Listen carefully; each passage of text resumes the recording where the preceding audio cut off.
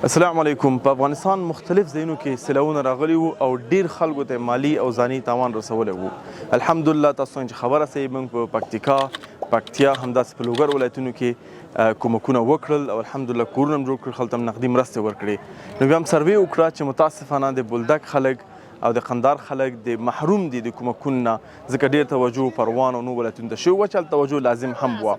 نو په همدې دلیل موږ دلته راغلو قندهار ته د کابل نه چې وکولی شو موږ هر یو فامیل ته 2300 افغانۍ 121 فامیلو ته دغه کومکونه ورکړو. ځکه دا ولې د نغدې پیسې انتخاب کړو؟ ځکه تجربه د نورو ولایتونو نه چې بعضو موږ خوراکي مواد ورکوو، هغوی ته دفعتاً یو فرش پکار دی، هغه خوراکي مواد خرڅول ځان ته فرش اغوستو، یا لور مریض دی اولاد مریض دی، نو دا مې انتخاب دوی ته موږ نغدې پیسې ورکړو تر څو پر دوی هغه اولیه کوم جدي ضرورت چې دغه مشکل پې حل کړي.